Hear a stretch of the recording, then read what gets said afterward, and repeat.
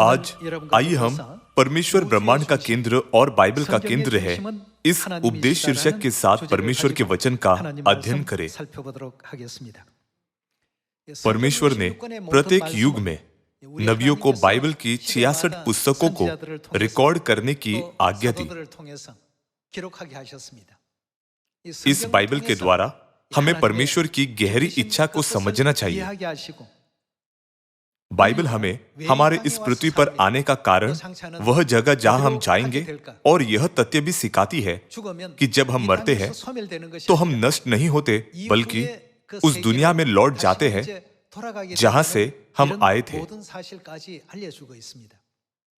इसलिए हमें पूरी तरह से विश्वास करना चाहिए कि परमेश्वर हमारे पूरे जीवन पर शासन करते हैं और उसका मार्गदर्शन करते हैं। तब बाइबल का केंद्र कौन है? क्या यीशु ने यूहन्ना अध्याय 5 आयत 39 में नहीं कहा, यह वही है जो मेरी अर्थात परमेश्वर की गवाही देता है? सभी मानव जाति को परमेश्वर को जानना चाहिए। बाइबल के द्वारा क्या परमेश्वर लोगों को सही विश्वास नहीं सिखाते कि परमेश्वर को कैसे पहचाने, उन्हें कैसे ग्रहण करें, भले ही वह अलग अलग रूप में आते हैं, और उनके सभी वचनों का पालन कैसे करें? इस आधार के बारे में सोचे कि परमेश्वर बाइबल का केंद्र और ब्रह्मांड का केंद्र है। तब परमेश्वर के बिना हमारे विश्वास का क्या होगा? यदि हम विश्वास करने का दावा करते हैं लेकिन हमारे केंद्र में परमेश्वर नहीं है, तो यह व्यर्थ होगा। हम उद्धार या पापों की क्षमा प्राप्त नहीं कर सकते। परमेश्वर के बिना विश्वास का अस्तित्व नहीं हो सकता। उस चर्च के बारे में क्या जो परमेश्वर की स्तुति करता है, भले ही परमेश्वर वहां नहीं है? इन दिनों समुद्र के किनारे की रेत की तरह कई चर्च है, लेकिन चूंकि परमेश्वर उनके केंद्र में नहीं है, तो क्या होता है? या तो पादरी या कोई नया अगुआ केंद्र बन जाता है। लोग अपने शब्दों को परमेश्वर के वचनों से ऊपर रखते हैं। वे ऐसे मूर्खता करते हैं। इसका कारण यह है कि उस चर्च में परमेश्वर नहीं है। क्या परमेश्वर के बिना सत्य की प्रणाली का कोई अर्थ है? क्या फसह और सबत के दिन का सत्य बहुत मूल्यवान नहीं है क्योंकि परमेश्वर का अस्तित्व है? इसलिए हमें हमेशा परमेश्वर को अपने विश्वास के केंद्र में रखना चाहिए। इन दिनों ऐसे कई मामले हैं जहां चर्च अपनी भूमिका और मिशन को पूरा करने में विफल रहता है क्योंकि परमेश्वर वहां नहीं है। आइए हम एक और बात पर विचार करें। क्या परमेश्वर के बिना आराधना, स्तुति या प्रार्थना का कोई अर्थ है? यह अर्थहीन है। इसका अर्थ होने के लिए किसका अस्तित्व होना चाहिए? परमेश्वर का अस्तित्व होना चाहिए। चूंकि परमेश्वर हमारे चर्च में मौजूद है, इसलिए हमारा विश्वास चमकता है। भले ही हमारा चर्च बाधाओं को प्राप्त कर सकता है, लेकिन क्या हमारा चर्च मानव जाति को स्वर्ग के राज्य में नहीं ले जा रहा है? यह सब इसलिए है क्योंकि परमेश्वर हमारे चर्च में मौजूद है। तब क्या हमें परमेश्वर के बारे में जानने की आवश्यकता नहीं है जो हमारे साथ है? आइए हम होशे की पुस्तक के अध्याय 6 आयत 6 पर जाएं। होशे अध्याय 6 आयत 6 में यह कहता है, क्योंकि मैं बलिदान से नहीं स्थिर प्रेम ही से प्रसन्न होता हूं, और होम बलियों से अधिक यह चाहता हूं कि लोग परमेश्वर का ज्ञान रखें। बाइबल हमें सिखाती है कि परमेश्वर चाहते हैं कि मानव जाति परमेश्वर का ज्ञान रखे। इस दुनिया में बहुत से लोग जीवन भर अपना समय, पैसा लगाते हुए और प्रयास करते हुए सांसारिक चीजों का पीछा करते हैं। हालांकि वे कहते हैं मेरे पास परमेश्वर को जानने का समय नहीं है, मैं व्यस्त हूं। इस तरह वे परमेश्वर को जानने के अपने अवसर को बर्बाद कर रहे हैं। सभी लोगों, क्या कोई ऐसा व्यक्ति है जो इस विचार के साथ पैदा हुआ है, मैं इस पृथ्वी पर अमीर बनना चाहता हूं? जिस क्षण से वे पैदा हुए हैं, लोगों को यह विचार विरासत में मिला है, मुझे बहुत सी भौतिक चीजें हासिल करनी चाहिए। लेकिन इस दुनिया को छोड़ते समय सभी लोग खाली हाथ ही चले जाते हैं। वे अपने साथ कुछ भी नहीं ले जा सकते। जब परमेश्वर ने मनुष्य को बनाया तो उन्होंने चाहा कि वे उन्हें जाने। इस पृथ्वी पर भौतिक संपत्ति और जीवन महत्वपूर्ण है, लेकिन आखिरकार जब हम स्वर्ग के राज्य में लौटे तो यह महान विचार होना चाहिए, क्या हमने परमेश्वर का उचित ज्ञान रखकर और उनका सम्मान करते हुए जीवन जिया? क्या हमने उनके वचन का पालन किया? ये कहीं अधिक महत्वपूर्ण है। इसलिए परमेश्वर के बिना हमारा विश्वास, परमेश्वर के बिना चर्च, परमेश्वर के बिना सत्य की प्रणाली और परमेश्वर के बिना आराधना व्यर्थ है। इसी कारण नबी होशे ने कहा कि हमें परमेश्वर को जानना चाहिए।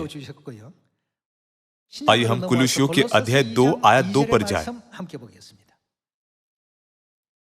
कुलुस्सियों अध्याय 2 आयत 2 में यह कहता है, ताकि उनके मनों में शांति हो और वे प्रेम से आपस में घटे रहे और वे पूरी समझ का सारा धन प्राप्त करे।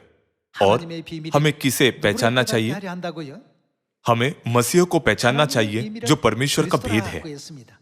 परमेश्वर पिता के भेद को अर्थात मसीह को पहचान ले। आयत 3, जिसमें बुद्धि और ज्ञान के सारे भंडार छिपे हुए हैं। इन सवालों के जवाब मसीह में छिपे हैं। मनुष्य इस दुनिया को छोड़ने पर कहां जाएंगे? क्या वे धूल के रूप में गायब हो जाएंगे या कुछ और है जो एक नई शुरुआत होगा?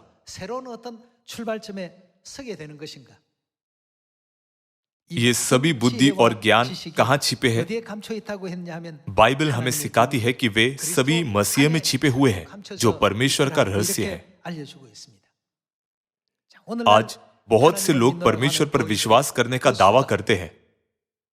वे समुद्र के किनारे की बालू के समान हैं। फिर भी यदि कोई परमेश्वर को सही तरह से न पहचाने तो यह कितना दुर्भाग्यपूर्ण होगा। इसलिए बाइबल परमेश्वर के रहस्य के बारे में क्या कहती है? परमेश्वर चाहते हैं कि हम मसीह को महसूस करें जो परमेश्वर का रहस्य है। यीशु के पहले आगमन पर यहूदियों ने परमेश्वर और बाइबल को जानने का दावा किया, लेकिन वे मसीह को पहचानने में विफल रहे। पवित्र आत्मा के युग में भी कई चर्च हैं और कुछ लोग बाइबल को 500 बार या 1000 बार भी पढ़ते हैं।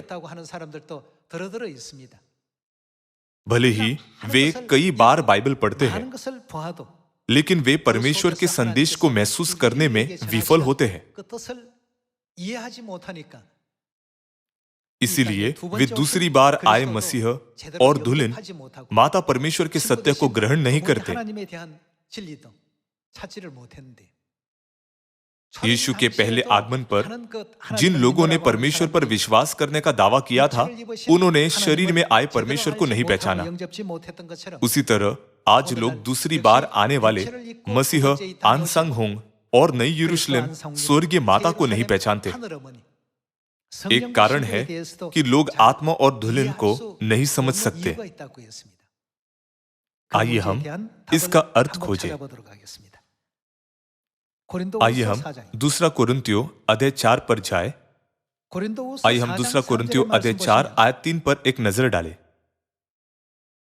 परंतु यदि हमारे सुसमाचार पर पर्दा पड़ा है तो यह नष्ट होने वालों ही के लिए पड़ा है। इस संसार का ईश्वर कौन है? वह शैतान है, जो हवा के राज्य का शासक है। 사단을 의미하고 있습니다. और उन अविश्वासियों के लिए जिनकी बुद्धि इस संसार के ईश्वर ने उसने क्या किया है, अंधा कर दिया है। शैतान ने लोगों की बुद्धि को अंधा कर दिया है। शैतान ने लोगों की बुद्धि को अंधा कर दिया है ताकि लोग सत्य और झूठ के बीच अंतर न कर सके या मसीह की ज्योति को न देख सके। मनुष्य कैसे परमेश्वर बन सकता है? यदि परमेश्वर आए तो उन्हें संयुक्त राज्य अमेरिका जैसे महान देश में प्रकट होना चाहिए। वह इतने छोटे और गरीब देश में क्यों आएंगे?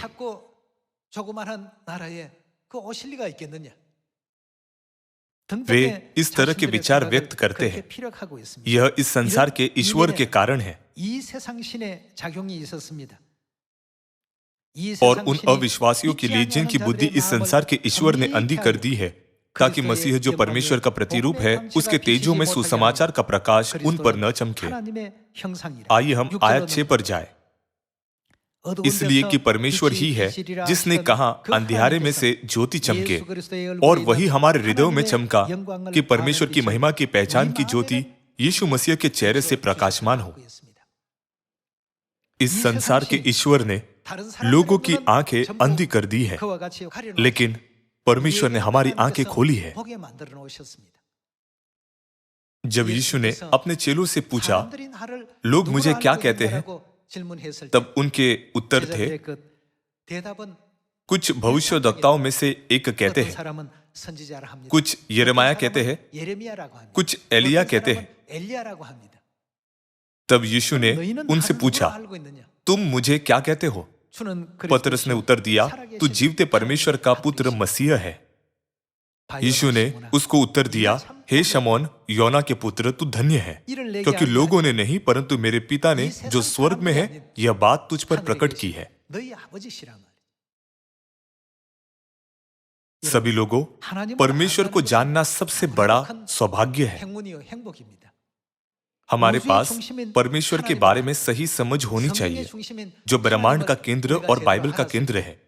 क्या हमारे लिए अनंत दुनिया में प्रवेश करने का यही एकमात्र तरीका नहीं है? इसी कारण शैतान, जो इस संसार का ईश्वर है, लोगों की बुद्धि को अंधा कर देता है। बड़ई का पुत्र कैसे परमेश्वर हो सकता है? यह मनुष्य पवित्र शास्त्र को कैसे पढ़ सकता है जबकि उसने कभी सीखा ही नहीं है? ऐसे शब्दों से उन्होंने यीशु का मजाक उड़ाया और उपहास किया, जिससे लोगों की बुद्धि अंधी हो गई। ऐसी परिस्थितियों के बावजूद परमेश्वर ने प्रेरित पतरस, यूहन्ना और पौलुस को परमेश्वर का सही ज्ञान सिखाया। उसी तरह परमेश्वर ने हमें स्वर्गीय पिता और स्वर्गीय माता के ज्ञान की ज्योति दी है। क्या इसी कारण हम आत्मविश्वास से नहीं कह सकते, पिता आनसांग होंग हमारे परमेश्वर है और नई यरूशलेम स्वर्गीय माता हमारी आत्मिक माता है? सभी लोग एक ही बाइबल पढ़ते हैं, लेकिन इस संसार के ईश्वर ने पूरी दुनिया को अंधकार से ढक दिया। 2000 साल पहले यीशु के पहले आगमन पर कई धार्मिक नेता थे जिन्होंने परमेश्वर पर विश्वास करने का दावा किया था। उनके पास चर्च पर सारी सांसारिक शक्ति और अधिकार था। लेकिन जब परमेश्वर इस पृथ्वी पर आए तो उन्होंने क्या किया?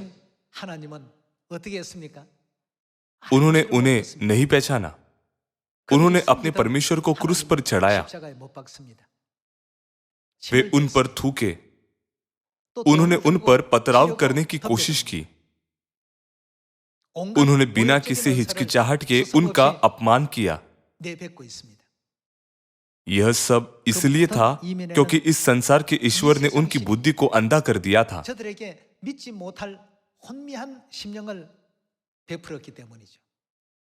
लेकिन परमेश्वर ने हमें परमेश्वर के ज्ञान की ज्योति दी है। हम सभी एक ही बाइबल को देखते हैं, लेकिन लोगों के पास अलग अलग दृष्टिकोण है। ऐसा इसलिए है क्योंकि उन्होंने मानव ज्ञान से सीखा है। हालांकि हमारे बारे में क्या? यशायाह की पुस्तक में लिखा है कि परमेश्वर हमें सिखाएंगे। यीशु कहते हैं, जिस किसी ने पिता से सुना और सीखा है वह मेरे पास आता है। साथ ही मीका अध्याय 4 के अनुसार परमेश्वर अंत के दिनों में क्या करेंगे? वे हमें अपने मार्ग सिखाएंगे। हमें परमेश्वर के ज्ञान की ज्योति किसने दी? क्या परमेश्वर ने इस पृथ्वी पर आकर हम पर अपनी ज्योति नहीं चमकाई? क्या उन्होंने हमें यह कहते हुए दुल्हन के बारे में सत्य नहीं सिखाया कि मैं माता का पालन करता हूं? क्या यह एक महान खुशी और आशीष नहीं है कि हमने परमेश्वर के ज्ञान की ज्योति प्राप्त की है? फिर उन लोगों के साथ क्या हुआ जिन्होंने 2000 साल पहले परमेश्वर पर विश्वास करने का दावा किया था? आइए हम मत्ती रचित सुसमाचार अध्याय 23 पर एक नजर डालें। मत्ती अध्याय 23 आयत 13 में यीशु कहते हैं, हे कपटी शास्त्रियों और फरीसियों, तुम पर हाय, तुम मनुष्यों के लिए स्वर्ग के राज्य का द्वार बंद करते हो, न तो स्वयं ही उसमें प्रवेश करते हो और न उसमें प्रवेश करने वालों को प्रवेश करने देते हो। यीशु ने यह न्याय सीधे शास्त्रियों और फरीसियों को दिया। आइए हम आयत 33 पर जाएं। हे सापो, हे करेतो के बच्चों, तुम नरक के दंड से कैसे बचोगे? बाहरी तौर पर उनके पास एक बड़ा मंदिर, सांसारिक शक्ति और यहां तक कि धार्मिक अधिकार भी थे। हालांकि यीशु की नजर में वे करेतो के बच्चे थे।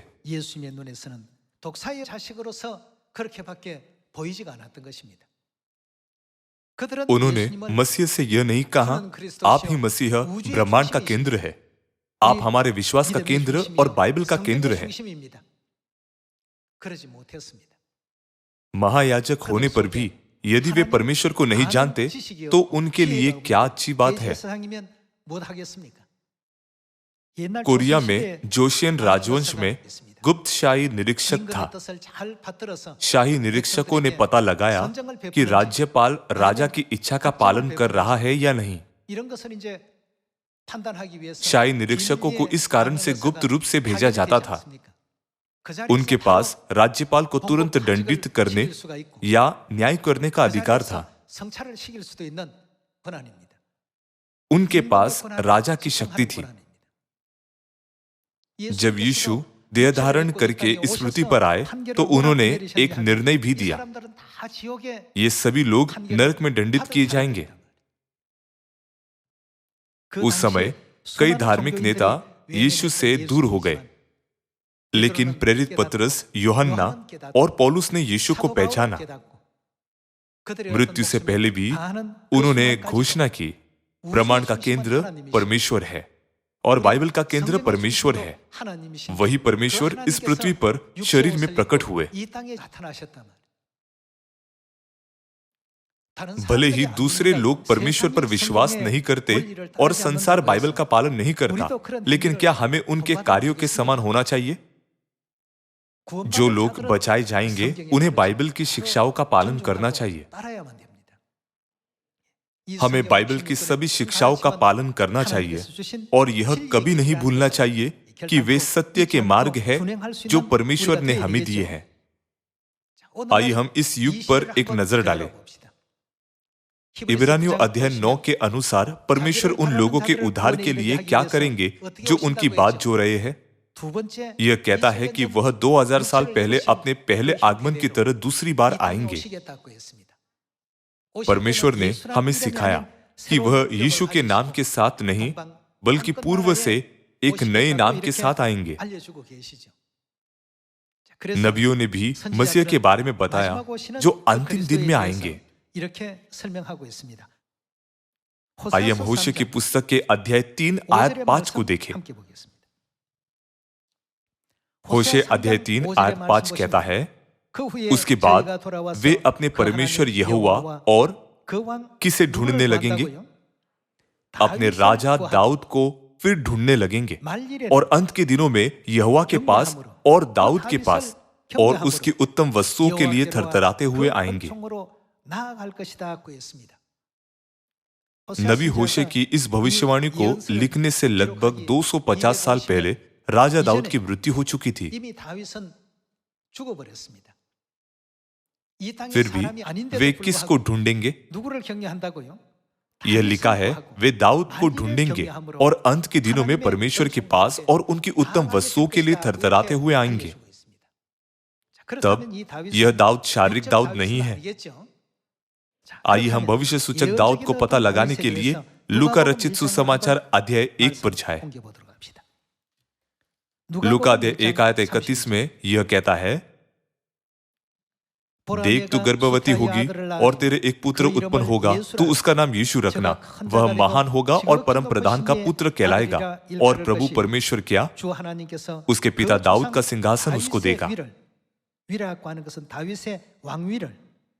वह कौन है? वह यीशु है। 저는 누구를 뜻합니까? परमेश्वर दाऊद का सिंहासन यीशु को देंगे। 예수님에게 주시리니। आइए हम आयत 33 देखें। और वह याकूब के घराने पर सदा राज्य करेगा और उसके राज्य का अंत न होगा। दाऊद जिसकी भविष्यवाणी होशे ने की थी, यीशु को दर्शाता है। यीशु को दाऊद का सिंहासन दिया गया था। यह लिखा है, वह याकूब के घराने पर सदा राज्य करेगा। लेकिन जैसा कि आप जानते हैं, यीशु के पहले आगमन पर उन्होंने 30 वर्ष की आयु में बपतिस्मा लिया। 3 साल तक सुसमाचार के राज्य का नेतृत्व किया और स्वर्ग चले गए। भले ही यह लिखा है, वह सदा राज्य करेगा, लेकिन उन्होंने अपने पहले आगमन पर केवल 3 वर्ष वह किया। आइए हम दूसरा शमूएल अध्याय 5 आयत 4 पर जाए। 4절의 말씀 보시면 दाऊद 30 वर्ष का होकर राज्य करने लगा और कितने वर्ष तक राज्य करता रहा? 40 वर्ष तक राज्य करता रहा। लूका अध्याय 1 आयत 31 में लिखा है, परमेश्वर उसके पिता दाऊद का सिंहासन उसको देगा। फिर 30 वर्ष की आयु में यीशु का अभिषेक होना चाहिए। जब वह राजा बनने के बाद 40 वर्षों तक राज्य करेंगे, तो हम कह सकते हैं कि उन्होंने दाऊद के सिंहासन की भविष्यवाणी को पूरा किया। आइए हम यीशु के जीवन पर करीब से नजर डालें। आइए हम लूका अध्याय 3 आयत 21 देखें। जब सब लोगों ने बपतिस्मा लिया और यीशु भी बपतिस्मा लेकर प्रार्थना कर रहा था, तो आकाश खुल गया और पवित्र आत्मा शारीरिक रूप से कबूतर के समान उस पर उतरा और यह आकाशवाणी हुई, तू मेरा प्रिय पुत्र है, मैं तुझसे प्रसन्न हूं। जब यीशु आप उपदेश करने लगा तो लगभग कितनी आयु का था? 30 वर्ष की आयु का था। 30세쯤 되시니라고 했습니다. यीशु ने 30 वर्ष की आयु में बपतिस्मा लिया और प्रचार करना शुरू किया। 30세 정도가 되셨습니다. लूका की पुस्तक अध्याय 4 में उनके बपतिस्मा को अभिषिक्त होने के रूप में वर्णित किया गया है। आइए उस दृश्य की पुष्टि करें। आइए हम लूका रचित सुसमाचार के अध्याय 4 आयत 18 पर एक नजर डालें। प्रभु का आत्मा मुझ पर है, इसलिए कि उसने कंगालों को सुसमाचार सुनाने के लिए उन्होंने क्या किया है? मेरा अभिषेक किया है और मुझे इसलिए भेजा है कि बंदियों को छुटकारे का और अंधों को दृष्टि पाने का सुसमाचार प्रचार करूं और कुचले हुओं को छुड़ाऊं और प्रभु के प्रसन्न रहने के वर्ष का प्रचार करूं। लूका रचित सुसमाचार का लेखक उनके बपतिस्मा को सुसमाचार की घोषणा करने के लिए अभिषिक्त होने के रूप में वर्णित करता है। तब क्या अभिषेक राजा या महायाजक के राज्याभिषेक समारोह में नहीं होता? 30 वर्ष की आयु में यीशु का अभिषेक किया गया था। दूसरे शब्दों में उनका बपतिस्मा हुआ था। इसलिए जैसे दाऊद 30 वर्ष की आयु में राजा बना और 40 वर्ष तक राज्य किया, वैसे ही यीशु को 40 वर्ष तक राज्य करना चाहिए। लेकिन यीशु की सेवकाई केवल 3.5 वर्ष की थी। दाऊद के सिंहासन की भविष्यवाणी को पूरा करने के लिए यीशु को और 37 वर्षों की जरूरत है। यह भविष्यवाणी पूरी तरह से कैसे पूरी हो सकती है? 해결이 되느냐 이겁니다. 그래서 यीशु को इस पृथ्वी पर दूसरी बार शरीर में आना चाहिए। 오셔야 되죠. क्या परमेश्वर केवल आत्मा में 40 वर्ष तक राज्य करते हैं? नहीं। 하십니까? क्या परमेश्वर वह नहीं जो युगानुयुग राज्य करते हैं? 하나님 아니십니까? 그 하나님께서 यह भविष्यवाणी कि परमेश्वर 37 वर्ष या 3 वर्ष तक राज्य करेंगे 왕노로 타셨다. उनके शरीर में रहते हुए पूरी होनी चाहिए। 시간에 일어나는 것입니다. इसलिए वह शेष भविष्यवाणी को पूरा करने के लिए दूसरी बार आए। जब दाऊद ने इज़राइल पर राज्य किया तो लोगों पर शासन करने के लिए एक व्यवस्था थी। 백성을 다스리는 법이 있었습니다. उसी तरह मसीह जो आत्मिक दाऊद के रूप में आए को स्वर्गीय लोगों पर राज्य करने के लिए जीवन की व्यवस्था की आवश्यकता है। 법이 वह व्यवस्था क्या है? 그 법이 바로 어떤 법이었습니까? आइए हम लूका अध्याय 22 आयत 7 देखें।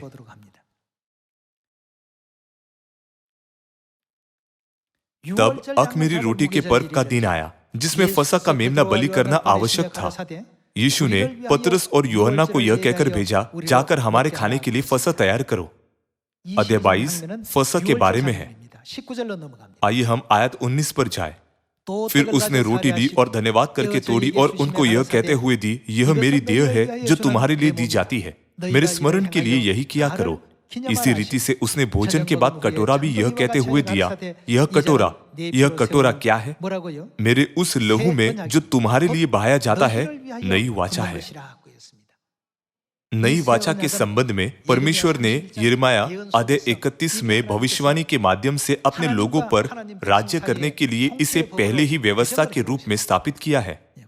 आइए हम उस दृश्य की भी पुष्टि करें। आइए हम यिर्मयाह अध्याय 31 आयत 31 पर जाएं। फिर यहोवा की यह भी वाणी है, सुन, ऐसे दिन आने वाले हैं जब मैं इज़राइल और यहूदा के घरानों से नई वाचा बांधूंगा। लूका अध्याय 22 आयत 20 में यीशु ने क्या कहा? यह कटोरा मेरे उस लहू में जो तुम्हारे लिए बहाया जाता है नई वाचा है। यिर्मयाह ने नई वाचा के बारे में भविष्यवाणी की और यीशु ने उस भविष्यवाणी को पूरा किया। आइए हम आयत 33 पर जाए। परंतु जो वाचा मैं उन दिनों के बाद इज़राइल के घरानों से बांधूंगा वह यह है, मैं परमेश्वर किसकी व्यवस्था? अपनी व्यवस्था। जिस तरह दाऊद के पास इज़राइलियों पर राज्य करने के लिए एक व्यवस्था थी, उसी तरह परमेश्वर ने अपने लोगों के साथ नई वाचा की व्यवस्था स्थापित की और इसे अपनी व्यवस्था कहा। मैं अपनी व्यवस्था उनके मन में समाऊंगा और उसे उनके हृदय पर लिखूंगा और मैं परमेश्वर कौन होंगे? उनका परमेश्वर ठहरूंगा और वे मेरी प्रजा ठहरेंगे। यहोवा की यही वाणी है। मसीह जिनकी दाऊद के रूप में भविष्यवाणी की गई है और उनके लोगों के बीच एक व्यवस्था होनी चाहिए। नबी यिर्मयाह हमें सिखाता है कि यह नई वाचा है। मसीह ने अपने पहले आगमन पर नई वाचा के साथ 3 वर्ष तक सुसमाचार के राज्य का नेतृत्व किया। तब वह अपने दूसरे आगमन पर शेष 37 वर्षों तक अपने लोगों पर कैसे राज्य करेंगे? बेशक वह नई वाचा के साथ राज्य करेंगे। यदि उन्होंने अपने पहले आगमन पर नई वाचा के साथ सुसमाचार के राज्य पर शासन किया, तो क्या उन्हें अपने दूसरे आगमन पर नई वाचा के साथ आकर इस भविष्यवाणी को पूरा नहीं करना चाहिए कि मैं उनका परमेश्वर ठहरूंगा और वे मेरे लोग ठहरेंगे? भविष्य सूचक दाऊद कौन है जिन्होंने नई वाचा के साथ 37 वर्षों तक सुसमाचार के राज्य का नेतृत्व किया? वह मसीह आनसांग है। इसीलिए परमेश्वर कहते हैं, मैं अपने पहले आगमन और दूसरे आगमन दोनों में नई वाचा के साथ सियोन की सभी संतानों की अगुवाई सत्य में करूंगा। कृपया जान लो कि वह मैं हूं।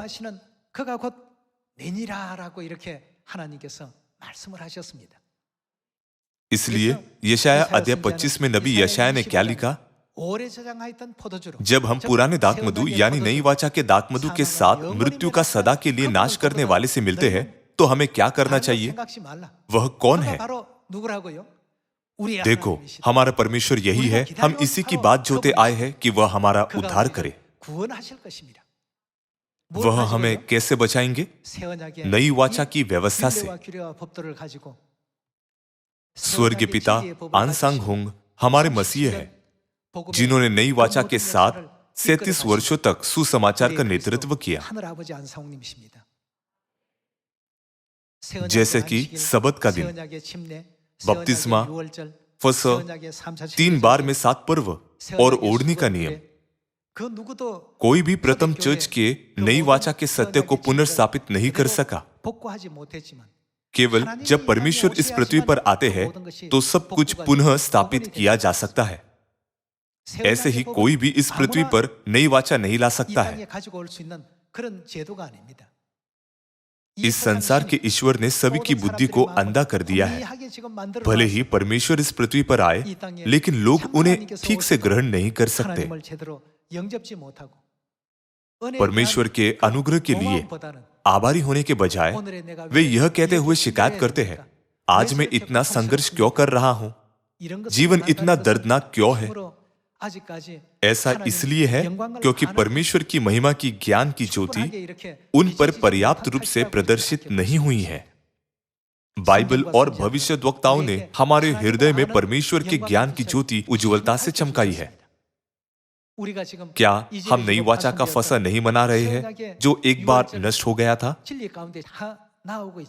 क्या हम पूरी तरह से नई वाचा के सबत का दिन का पालन नहीं कर रहे हैं?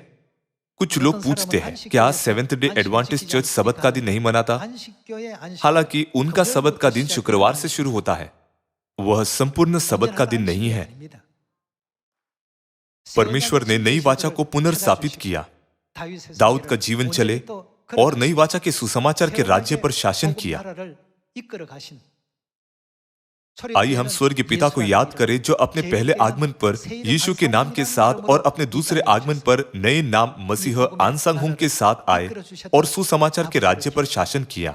हमें स्वर्गीय पिता के सत्य के वचनों को कभी नहीं भूलना चाहिए कि मैं माता का पालन करता हूँ।